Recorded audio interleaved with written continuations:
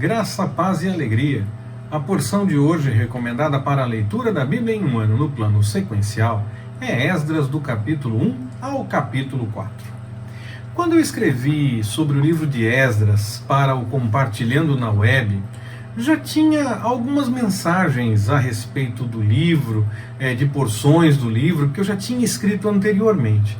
E elas passaram a fazer parte dessa sequência de mensagens que eu escrevi sobre cada porção do livro, como faço quando, com alguns livros que nós ainda estamos em andamento, com alguns livros que estão iniciando agora, há alguns livros que nós escrevemos a respeito das porções dele. Cada porção escrevemos uma mensagem específica, muito mais devocional do que voltada para estudo, com alguns elementos sim de questão de estudo bíblico também, para aprofundar no entendimento. Naquela ocasião, quando eu escrevi sobre o livro de Esdras e comecei escrevendo, primeiramente eu comecei escrevendo aleatoriamente, depois eu segui a sequência do livro, como faço com os demais livros que já escrevi para o Compartilhando na Web. Aí, nesse caso, eu fiquei com 3 até 4 mensagens diferentes sobre cada porção do livro.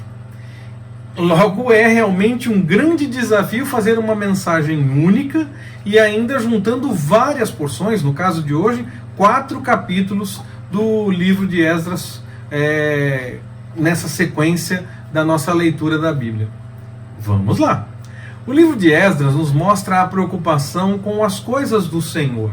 O ser humano tem sim a sua importância, é claro que tem, mas esse mesmo ser humano precisa se apresentar para realizar a vontade do Senhor.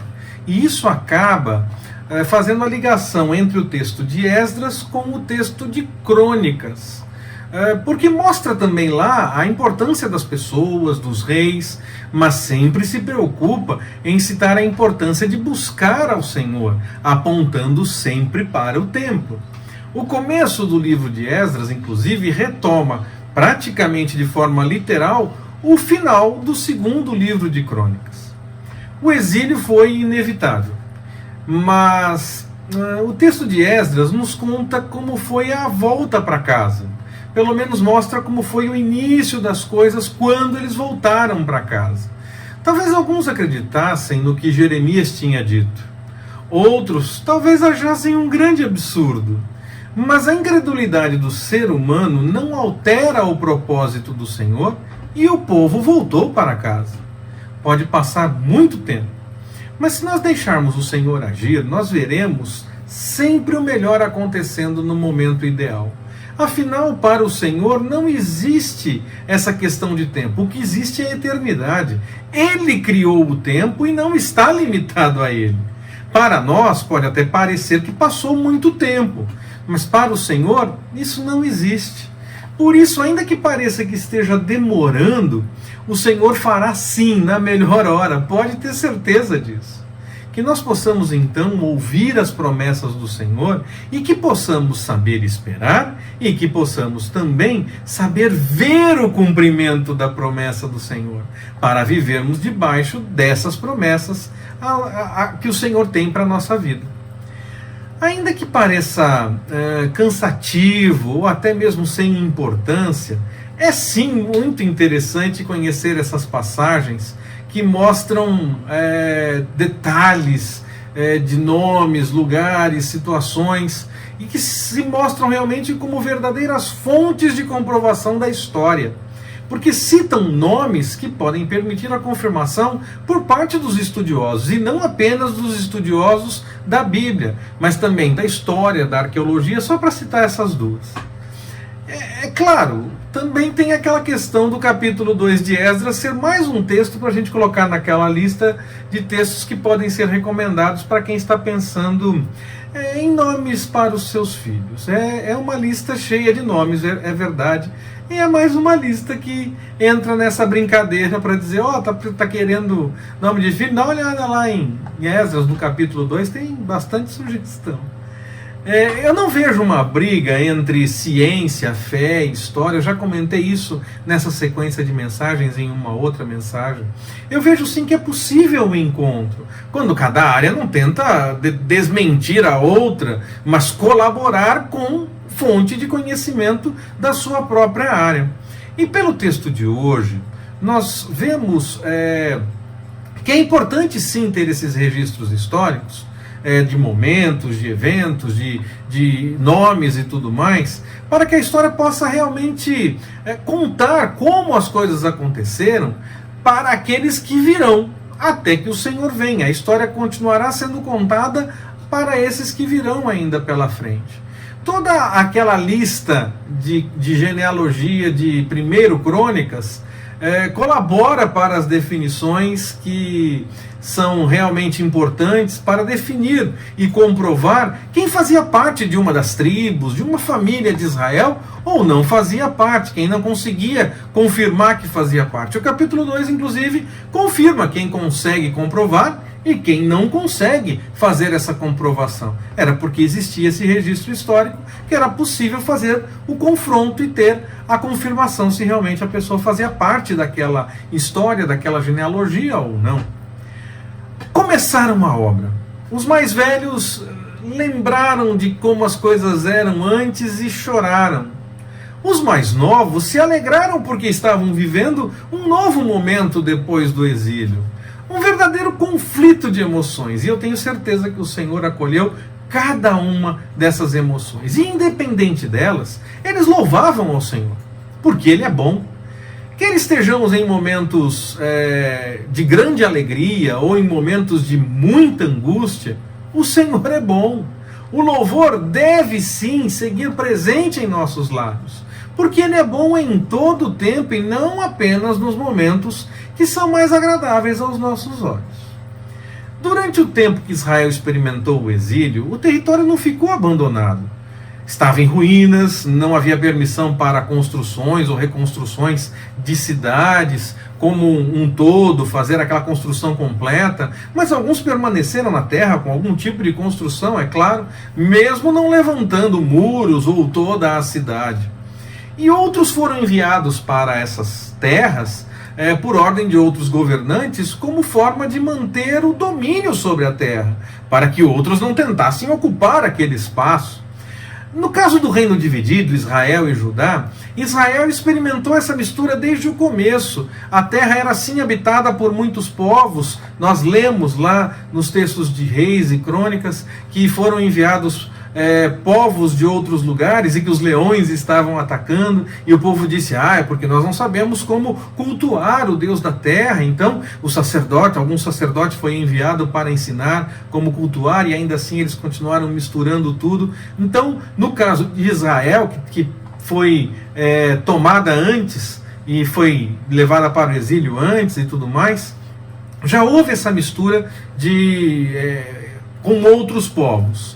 No caso de Judá, ela passou por um modelo um pouco diferente. A destruição foi bem maior, mesmo que alguns tenham permanecido na terra. O texto nos contava lá em Reis, em Crônicas, que só os mais pobres permaneceram. Se não me engano, em Reis é que fala mais a respeito disso. Nós já lemos isso então naqueles textos, que de fato alguns permaneceram em Judá, em Jerusalém, essa coisa toda, mas não eram pessoas de posses, eram os mais pobres, os que tinham mais dificuldade, esses permaneceram na terra.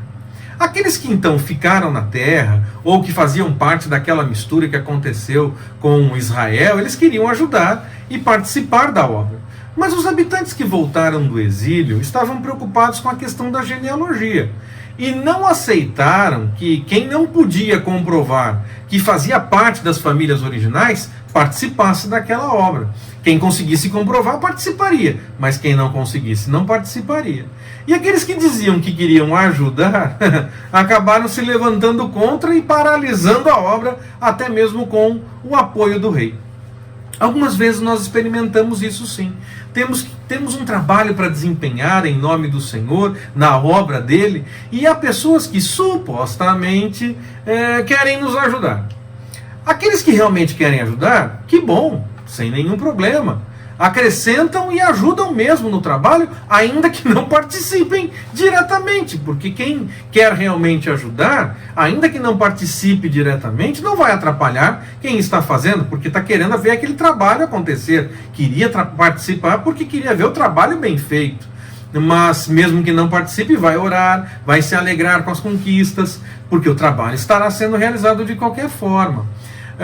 Agora, aqueles que supostamente querem ajudar, eles acabam nos tirando o foco e nós perdemos o caminho que nós tínhamos para trilhar originalmente, ou até mesmo tentam atrapalhar, quer participando, quer se não puderem participar daquele trabalho que nós estamos desempenhando.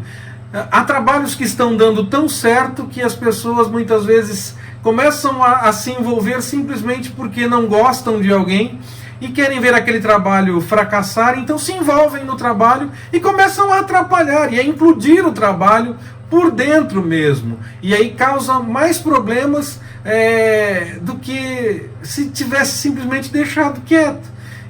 Porque se tivesse deixado quieto, o Senhor continuaria dando crescimento. Claro, o Senhor também pode impedir que essas coisas aconteçam, mas quando Ele tem um propósito, Ele pode também permitir, como aconteceu aqui. O povo teve problemas, no texto de Esdras nós lemos, a obra foi parada por um tempo, houve realmente a necessidade de parar por um tempo, porque havia um confronto. E o Senhor, claro, tinha algum propósito naquilo tudo, nós sabemos. Porque, por conhecer a história, nós sabemos que essa tentativa de atrapalhar o trabalho aconteceu, deu resultados, mas deixou de acontecer. Logo, o texto mesmo confirma que não durou por muito tempo, não durou o tempo todo. Houve um tempo determinado que isso aconteceu. Assim, nós precisamos manter o foco no trabalho que o Senhor tem para nós, mesmo diante das adversidades, para que nós possamos dar conta daquilo que Ele quer, tanto de nós como para nós. Pode ser que tudo aquilo seja para nos ensinar algo e nos ensinar um direcionamento da parte do Senhor. E mesmo as dificuldades, ainda que elas tragam desânimo, sim, e podem até nos levar a paralisar a obra por algum tempo, como aconteceu no texto de Esdras, isso não pode, essas dificuldades não podem, por mais desânimo que elas causem, nos tirar o foco e a certeza do que nós temos para realizar em nome do Senhor. E no tempo certo, o Senhor dará a sua direção e nós poderemos de fato seguir no caminho que Ele tinha originalmente para que nós pudéssemos fazer a sua obra. Então não desanime, ainda que tenha que parar diante das lutas. Saiba que no tempo certo, no melhor momento, no momento de Deus, as coisas vão acontecer. Faça, claro, a sua parte. Continue tentando, continue lutando e buscando alternativas. Só fique esperando sem fazer nada se o Senhor der orientação dessa forma. Se não, se o Senhor não der a orientação que é para esperar milagrosamente a solução, faça a sua parte sim, com os cuidados necessários, com a direção necessária, sem forçar para além do que o momento permita, mas faça, continue buscando a direção para seguir naquela obra que o Senhor colocou no seu coração. E na hora certa, o Senhor vai te mostrar a direção que deve ser seguida para que aquela obra possa acontecer e você possa continuar realizando a obra do Senhor. E esteja pronto, esteja pronta para quando esse momento chegar, para que você possa continuar realizando a obra para a qual o Senhor te chamou. Porque nada vai adiantar se chegar o momento de fazer e você não estiver pronto. Espere o momento. E aí, quando ele chegar, esteja pronto, esteja pronta para seguir fazendo a obra. Que o Senhor nos abençoe. Forte abraço, até mais, permitindo o Senhor.